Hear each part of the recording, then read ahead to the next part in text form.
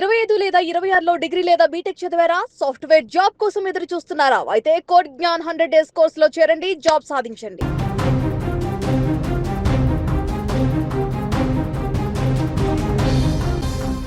మరి కాసేపట్లో పెళ్లి పీటలపై కూర్చోవలసిన యువతి మృత్యువు ఒడికి చేరుకుంది. పెళ్లి కోసం తయారైందుకు బ్యూటీ పార్లర్ వెళ్తుండగా రోడ్డు ప్రమాదంలో అక్కడికక్కడే మృతి చెందింది. ఆనంద కోలాహలంతో నిండి ఉండాల్సిన ఆ ఇల్లు ఇప్పుడు క్షణాల్లో కన్నీటి సంద్రంగా మారిపోయింది. ఈ విషాద ఘటన ఉత్తరప్రదేశ్లో చోటు చేసుకుంది.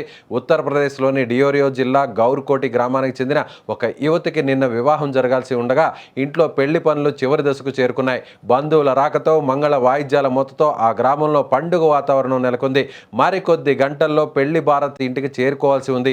ఈ క్రమంలో పెళ్లి కూతురుగా ముస్తాబవడం కోసం ఆ యువతి సమీపంలోని బ్యూటీ పార్లర్కు బయలుదేరింది.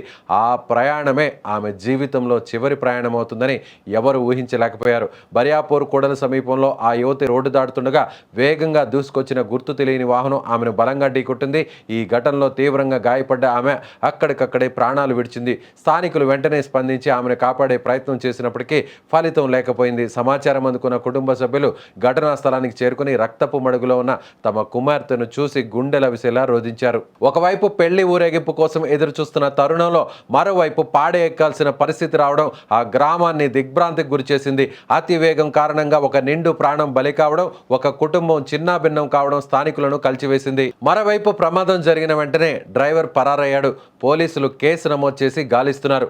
కానీ ఆ డ్రైవర్ దొరికితే మాత్రం ఆమె ప్రాణాలు తిరిగి వస్తాయి. అతి వేగం, నిర్లక్ష్యం వల్ల జరిగే ప్రమాదాలు కేవలం రోడ్డు మీద జరిగే ప్రమాదాలు మాత్రమే కాదు, నిండు నూరేళ్ల కలలను సమాధి చేసే రాక్షస చేష్టలు. ఒక కుటుంబం తమ బిడ్డను అత్తారింటికి పంపడానికి సిద్ధమవుతుంటే డ్రైవర్ల నిర్లక్ష్యం ఆ బిడ్డను శ్మశానానికి పంపింది. ఒక నిమిషం ముందు ఆగి ఉంటే, వేగాన్ని తగ్గించి ఉంటే ఈరోజు ఆ ఇంట్లో మంగళ వాయిద్యాలు వినిపించేవి. మృత్యుతో కూడినటువంటి నిశ్శబ్దం ఉండేది కాదు. పెళ్లి పీటలు ఎక్కాల్సిన యువతి పాడే వైపు సాగిన ఈ ప్రయాణంతో ఆ గ్రామంలో విషాద ఛాయలు అలుముకున్నాయి.